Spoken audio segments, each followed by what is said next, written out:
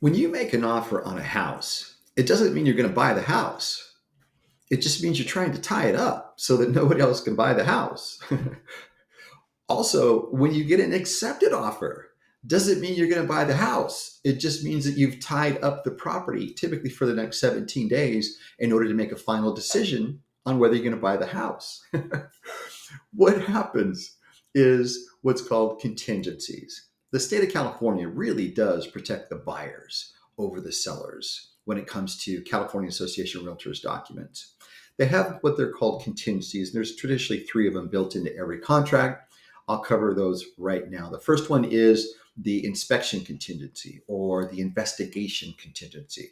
Just basically states that you have the right as a buyer to go ahead and hire any sort of professional inspectors to come out. The seller needs to give you access. They need to have the utilities on so all these systems can be checked.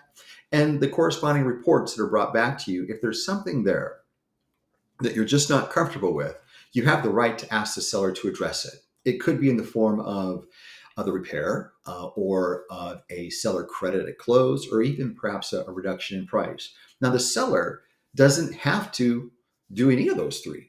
However, depending on the market, they may opt to go ahead and do that in order to keep the escrow moving towards close. The second contingency is the appraisal contingency. Say you're in contract for $800,000 and the appraisal is 790. So you have like a $10,000 problem. The first thing that's going to happen is your buyer's agent is going to ask the seller to go ahead and lower the contract price from 800 down to 790, and you guys will cruise towards the close of escrow. In other words, the seller takes the full hit, the 10,000.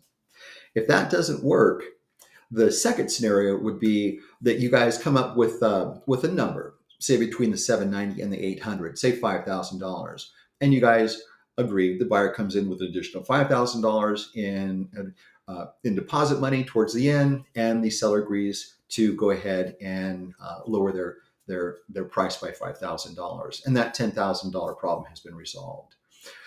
It could be the case where you ask the seller to go ahead and eat the full 10, and they said no.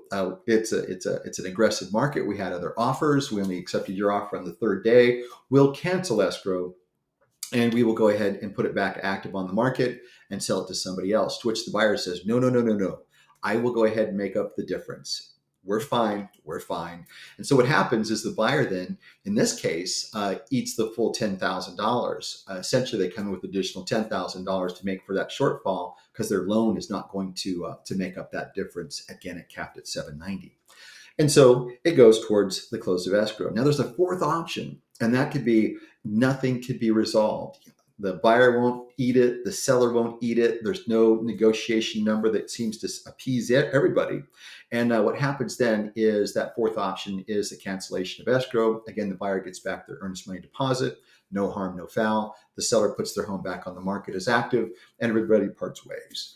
In any event, typically there's some sort of a number of negotiation between the two that irons these issues out. Now, the third contingency in the CAR documents is going to be the loan contingency. And obviously that's for folks that have a financing option. Simply, if a home that has a loan, the numbers are presented to the buyer. If those fees or if the interest rate, if the buyer feels that they're not, fairly represented with the terms, they do not have to buy that house with a loan that doesn't work for them. I mean, obviously, you're not going to agree to a loan that is uncomfortable or impossible to maintain through time. So that would be the third option to go ahead and cancel an agreement. So there you are. You have three built-in allowable means to go ahead and cancel a deal during those 17 to 21 days after acceptance. My thought here is, making the offer is just to tie it up so that nobody can do it. To have an accepted offer is to control it. To control it during that time, to go ahead and do these investigations, the appraisal and the loan. I want you to realize then, now with this newfound knowledge, if you found a property that seems to check all of your boxes, but you have just some generalized concerns, that's totally normal. That's why we have the contingency period built in so that you can go ahead and address those concerns. Likely they're going to be resolved, like I said, because there's many ways to go ahead and get out of a deal if there's something that we just can't address. But the opposite is typically true. We can go ahead and address these concerns and move forward towards the close of escrow. So feel confident making that offer. Do appreciate the fact that a lot still needs to happen before you need to make a final decision that that's the home you want to buy. But if you do make an offer, I just ask that you understand that the terms that you have submitted, you're comfortable with, and if everything checks out, you'd be absolutely fine closing escrow under those terms. Food for thought. Thanks so much. Bye-bye.